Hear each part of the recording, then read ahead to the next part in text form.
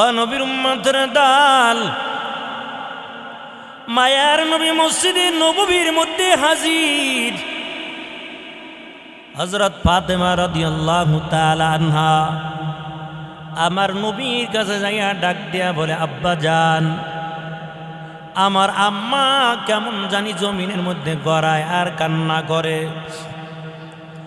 মায়ার নবী আমার রহমাতুল লিল আলামিন আল্লাহর পয়গম্বর বাড়িতে হাজির হয়ে গেলেন। নবী নজর দিয়ে দেখেন খাদিজা জমিনের মধ্যে গড়ায় আর কেমন জানি পাগলের পারা হয়ে গেছে, পাগল পারা হয়ে কান্না করে। নবী ডাক দিয়া বলে, খাদিজা বলেন আপনি কেন এমন ভাবে কান্না করেন? আপনার দিলের মধ্যে কি দুঃখ? আপনি কেন এমন ভাবে কান্না করতেছেন? কারণ আপনার চোখের পানি আমি নবী সইতে পারি না। কারণ আল্লাহর পয়গম্বর আরবের জমিনের মধ্যে যখন সব কাফেররা নবীর শত্রু, আরবের জমিনের মধ্যে নবীর আপন কেউ নাই, তখন খাদিজা নবীর হাতে কালিমা পড়ে মুসলমান হয়ে গেল। আল্লাহর পয়গম্বরের বয়স যখন 25 বছর, তখন খাদিজার বয়স 40 বছর। ওই খাদিজাকে আল্লাহর পয়গম্বর বিবাহ করলেন।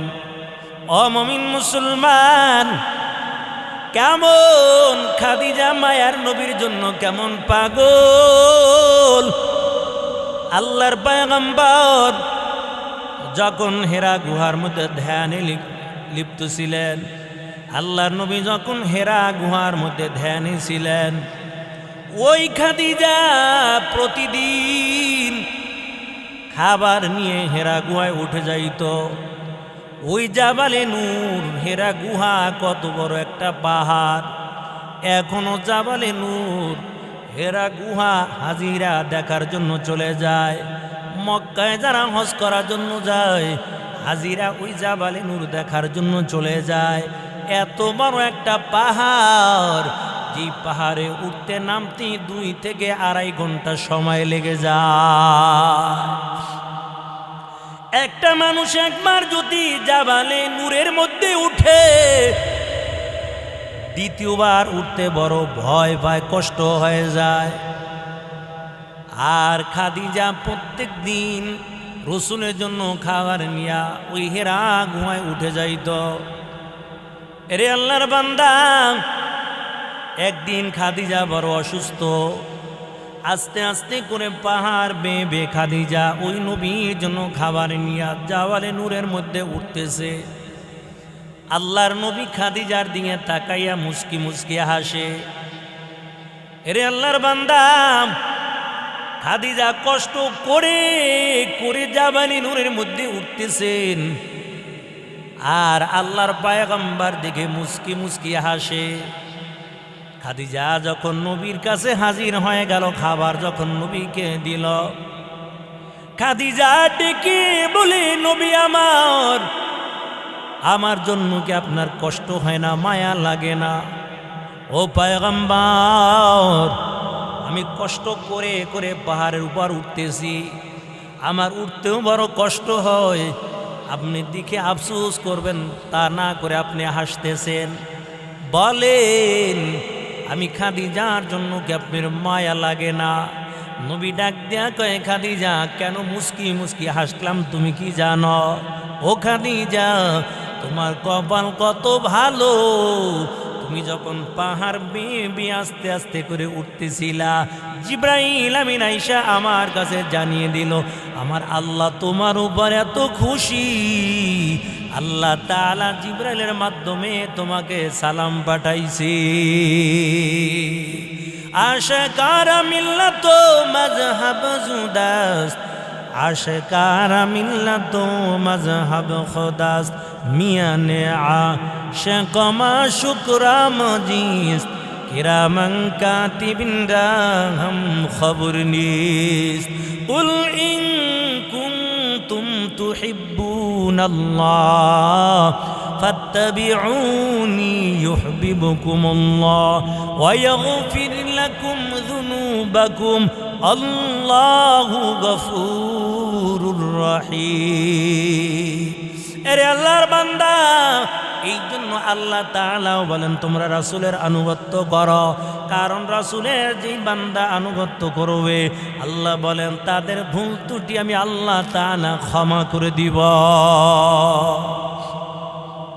খাদিজাকে আল্লাহ তাআলা জিবরাইলের মাধ্যমে সালাম জানায়। কে সেই খাদিজা? যেই খাদিজা ছিল আরবের জমিনের মধ্যে বড় একজন ধনী ব্যক্তি। খাদিজার মালের কোনো অভাব ছিল না, সম্পদের কোনো অভাব ছিল না। ওই খাদিজা 40 বছর বয়সে, আমার নবীর বয়স যখন 25 বছর, তখন আল্লাহর পয়গম্বর খাদিজাকে বিবাহ করলেন। খাদিজার যত মাল ছিল, সম্পদগুলো ছিল, সব মালগুলো আল্লাহর নবীকে দিয়েছেন। আর ডেকে বলো পয়গম্বর, এই মালের মালিক আর আমি না, আমার যত সম্পদ আছে সব সম্পদের মালিক আমি খাদিজা আপনার নবীকে বানিয়ে দিলাম। কারণ আরবে সবাই জানে আপনি এখন বড় ধনট্ট ব্যক্তি, আমার যত মাল আছে সব মালগুলো আমি আপনাকে দিয়া দিলাম। এরে আল্লাহর গোলাম, কয় একসঙ্গে খাদিজা 40 মণ স্বর্ণ আল্লাহ রসুলকে দিয়েছেন। এই খাদিজা একটা সিরাত জামা, তালি দেওয়া জামা গায়ে দিয়া বসা। আমার নবী রহমাতুল লিল আলামিন, মায়ার নবী আমার যুদ্ধের ময়দান থেকে হাজির। নজর দিয়ে দেখতেছি খাদিজা একটা তালি দেওয়া জামা গায়ে দিয়া বসে আছে। একটার দুইটা না, 40 থেকে 42টা তালি জামাটার মধ্যে এই জামা গায়ে দিয়ে খাদিজা বসে আছে। আল্লাহর নবী খাদিজার জামার দিকে তাকাইয়া বড় মায়া লেগে গেছে। মায়ার নবী আমার ডাক দেয়া বলে, খাদিজা, একসঙ্গে 40 মণ স্বর্ণ আপনি আমাকে দিয়েছেন, একদিন কাল আপনি জিজ্ঞাসা করলেন না স্বর্ণগুলো কি করলাম? আপনার যত মাল ছিল সব মালের মালিক আপনি আমি নবীকে বানাইছেন, একদিন কাল জিজ্ঞেস করলেন না মালগুলো কি করলাম? ও খাদিজা, আজকে আপনি একটা তালিওয়ালা জামা গায়ে দিয়া বসে আছেন, বলেন আপনার দিলের মধ্যে কোনো কষ্ট আসেনি? ওই খাদিজা ডেকে বলি, নবী আমার, না না, আমার দিলের মধ্যে কোনো কষ্ট নাই, কারণ আমার মালিক আমাকে যে অবস্থায় রেখেছে আমি আল্লাহর শুকরিয়া আদায় করিনি। হামদে বেহাদ আমার খুদায়ে পাকের আকে ইমাদাদে মুশতে খাকেরা আকে দরআ দমদমিদ উরুহের দাদা আজ তুফানা জাতু রুহেরা। নবীর উম্মতের দল, ওই খাদিজা ডাক দিয়া বলে, পয়গম্বর, না, আমার দিলের মধ্যে আর কোনো কষ্ট নাই, কারণ আমি খাদিজা ভালো করে জানি আমার মালগুলো আপনি অযথা নষ্ট করেন নাই, আমার মালগুলো আপনি আল্লাহ রাস্তায় দান করে দিয়েছেন। ও নবী আমার, ওই মালের মোহব্বত আমার অন্তরের মধ্যে নাই। আমি এই একটা তালি দেওয়া জামা গায়ে দিয়ে বসে আছি, তবে আমার দিলের মধ্যে কোনো কষ্ট নাই, আমি আমার মালিকের শুকরিয়া আদায় করে নেই। এরে নবীর উম্মতের দল, ওই খাদিজা চোখের পানি ছেড়ে দিয়া কাঁদে। ফাতেমা ডাক দিয়া মানে, আব্বাজান, আমার আম্মাজান কেমন জানি চোখের পানি ছেড়ে দিয়া কান্না করে। নবী যখন বাড়িতে হাজির, নজর দিয়া দেখে খাদিজা কান্না করে। আল্লাহর নবী ডেকে বলে, খাদিজা, বলেন আপনি কেন কাঁদেন, আপনার দিলের মধ্যে কি দুঃখ বলেন? খাদিজা ডাক দিয়া বলে, নবী আমার, তবে আমার এই জন্য আমি কান্না করি, এই দুনিয়ায় চিরকাল আমি বাঁচতে পারবো না, তবে দুনিয়ার জমিনের মধ্যে যখন কোনো মুসিবতের মধ্যে যে আপনাকে কাছে পেয়ে যায়, ও নবী আমার, অন্ধকার কবরে যদি মুসিবতের মধ্যে পড়ে যায়, আপন বলতে তো কেউ নাই, এই জন্য কবরের চিন্তায় আমি কান্না করি। নবী ডাক দেয়া বলে, খাদিজা আপনার কান্না করা লাগবে না, তবে আমি মালিকের কাছে দোয়া করলাম আল্লাহ তাআলা যেন পরকালে আপনাকে জান্নাত দিয়া দেয়। ওই খাদিজা নবীর জন্য কেমন পাগল। রাসূল যখন দিনের দাওয়াতে বের হয়ে যাইত, রাত্র যখন গভীর রাত্রে আল্লাহর নবী যখন খাদিজার ঘরে কিনারায় দাঁড়াইয়া আস্তে করে যখন আল্লাহ রাসূল খাদিজা বলে ডাক দিত, ডাক দেওয়ার সাথে সাথে খাদিজা ঘরের দরজাটা খুলে দিত। নবী ডাইকা বলে, খাদিজা রাত্র বড় গভীর হয়ে গেছে, বলেন আপনি কি ঘুমান নাই? আমি ডাক দেওয়ার সাথে সাথে আপনি ঘরের দরজাটা খুলে দিয়েছেন। ওই খাদিজা কান্না করে আর বলে, নবী আমার, আমি জানি মক্কার জমিনের মধ্যে আপনার মাও নাই, এই আরবের জমিনের মধ্যে আপনার মাও নাই, আপনার বাবাও নাই, আপনি বড় ইতিম। ও নবী আমার, আরবের জমিনের মধ্যে চারদিকে আপনার শত্রু, এই জন্য আপনি যখন দিনের দাওয়াত দেওয়ার জন্য বাহিরে চলে যান, আমি আপনাকে বাইরে রেখে ঘরের দরজা বন্ধ করতে পারি না। যতক্ষণ আপনি বাইরে থাকেন ততক্ষণ পর্যন্ত আমি খাদিজা এই দরজার সঙ্গে টেক লাগাইয়া আপনার নবীর জন্য অপেক্ষা করি। কারণ আরবের জমিনের মধ্যে আপনার আপন কেউ নাই, এই জমিনের মধ্যে আপনার মাও নাই, আপনার বাবাও নাই। নবী ডাক দিয়ে কয়, খাদিজা এত কষ্ট কি মানুষ করতে পারে? ও আল্লাহর বান্দা, আল্লাহ নবী খাদিজাকে ডেকে বলে, খাদিজা আপনার কান্না করা লাগবে না, তবে আমি আল্লাহর কাছে দোয়া করলাম আল্লাহ তাআলা যেন পরকালে আপনাকে জান্নাত দিয়া দেয়। তারপরও খাদিজা কান্না বন্ধ করে না, ডাক দেয়া বলে, পয়গম্বর কান্না বন্ধ করব, তবে 3টা শর্ত আপনি মেনে নেন। আল্লাহর নবী বলে, খাদিজা বলো কি তোমার শর্ত বলো। আল্লাহর পয়গম্বর যখন খাদিজাকে জিজ্ঞেস করলো, খাদিজা ডাক দিয়া বলে, নবী আমার, আমি যদি দুনিয়ার থেকে বিদায় হয়ে যাই, আমার জানাজার নামাজের ইমামতি আপনি নবী নিজে করবেন। 2 নাম্বার, দুনিয়ার কোনো কাপড় দিয়ে আমার কাপন দাপনের ব্যবস্থা করবেন না। ও নবী আমার, আমি যদি দুনিয়া থেকে বিদায় হয়ে যাই, আপনার একটা গায়ের জুব্বা দিয়া আমার কাপনের ব্যবস্থা করবেন। কারণ অন্ধকার কবরের মধ্যে রাখার পর মুনকার নাকির বড় আকৃতি নিয়ে যখন আমাকে সুয়াল করার জন্য হাজির হয়ে যাবে, এমনও হতে পারে মুনকার নাকির বড় আকৃতি দেখে আমি রবের নামটা ভুলেও যেতে পারি। ওই মুনকার নাকির জিজ্ঞেস করবে, মান রব্বুকা, তোমার রবকে? মায়ার নবীর পরিচয় দাও, রবের পরিচয় দাও, ধর্মের পরিচয় দাও।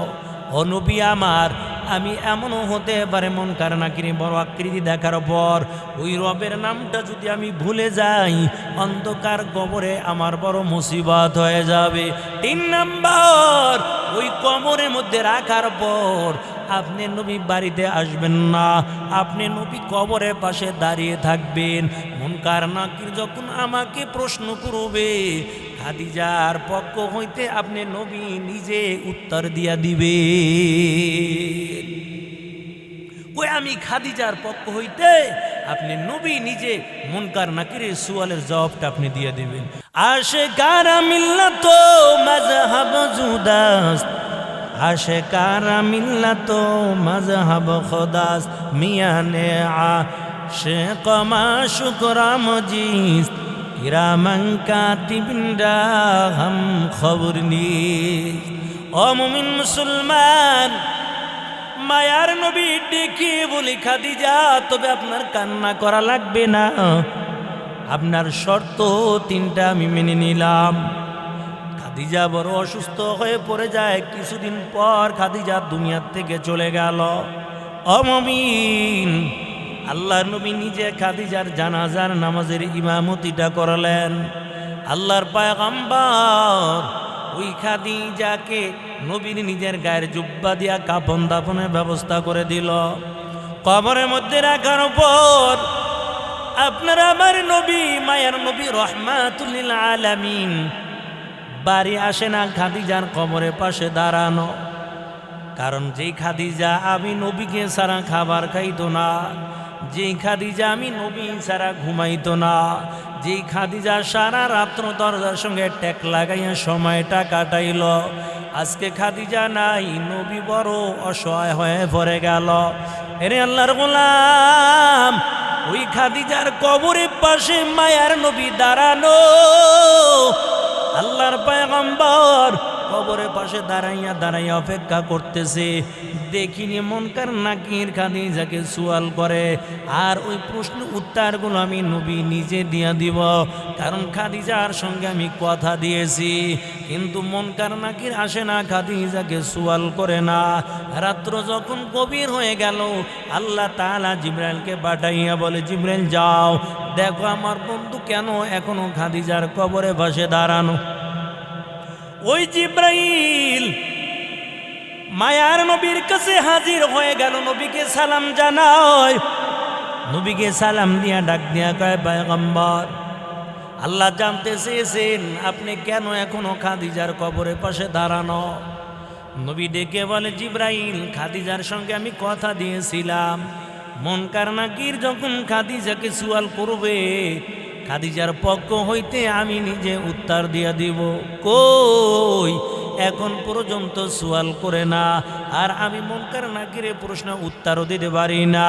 জিবরাইল ডাক দেয়া বলে, নবী আমার, খাদিজার জন্য আপনার চিন্তা করা লাগবে না। ওই মুনকার নাকিরের প্রশ্নের উত্তর খাদিজার পক্ষ হইতে স্বয়ং আল্লাহ নিজে দিয়েছে। ইয়া এলাহি তু মেরা মাবুদ হায়, या इलाही तू मेरा माशूक़ा है, या इलाही मुझसे मुझको दूर कर, ताकि देखो मुझ में तुझको एक नज़र। इन्नल्लज़ीना क़ालू रब्बुना अल्लाह ثم استقاموا تتنزل عليهم الملائكة ألا تخافوا ولا تحزنوا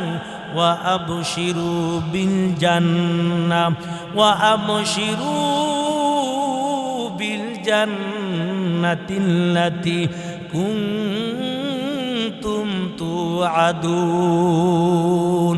আল্লাহ তাআলা বলেন, দুনিয়ার জমিনের মধ্যে যারা বলবে নিশ্চয়ই একমাত্র আমি তাদের রব, ইন্নাল্লাযীনা ক্বালু রাব্বুনাল্লাহ, যারা সাক্ষী দিবে একমাত্র আমি আল্লাহই তাদের রব এবং দিলে প্রাণে বিশ্বাস করবে, সুম্মাস্তাকামু, এই কথার উপর যারা ইস্তেকামত করবে, আল্লাহ তাআলা বলেন তাদের কোনো চিন্তা লাগবে না। মৃত্যুর আগে দিয়ে আল্লাহ তাআলা জান্নাত থেকে ফেরেশতা আসমান থেকে নাজিল করবেন। ওই আসমান থেকে ফেরেশতা বান্দার কাছে হাজির হয়ে যাবেন আর ডেকে ডেকে বলবেন, ইয়া আইয়াতুহান নাফসুল মুতমাইন্না ইরজিই ইলা রাব্বিকি রাদিয়াতাম মারদিয়া ফাদখুলি ফি ইবাদি ওয়াদখুলি জান্নাতি। ওই মুমিন বান্দাকে ফেরেশতারা ডেকে ডেকে তারপর সুসংবাদটা শোনাবে। ওই বান্দার কোনো চিন্তা করা লাগবে না। আল্লাহ বলেন, নাহনু আউলিয়াউকুম ফিল হায়াতিদ দুনিয়া ওয়া ফিল আখিরাহ ওয়া লাকুম ফিহা মা তাশতাহি আনফুসুকুম ওয়া লাকুম ফিহা মা তাদউন। ওই ফেরেশতারা ডেকে ডেকে বলবেন, এরে আল্লাহর বান্দা তোমার কোনো ভয় নাই। ওই আমল নামাগুলো বান্দার সঙ্গে হয়ে যাবে। নামাজ বলবে, বান্দা তোমার কোনো ভয় নাই, কারণ দুনিয়ার জমিনের মধ্যে তুমি আমাকে বন্ধু বানাইলা, আজকে কবরের মধ্যে আমি তোমার বন্ধু হয়ে গেলাম। এই জন্য আল্লাহর নবী দুনিয়ার উম্মতদেরকে জানায়, কয় তোমাকে যখন কবরের মধ্যে রাখা হবে সব আমলের দরজাগুলো বন্ধ হয়ে যাবে, তবে তিনটা আমলের দরজা খোলা। কিয়ামত পর্যন্ত তিনটা আমলের দরজা খোলা থাকবে।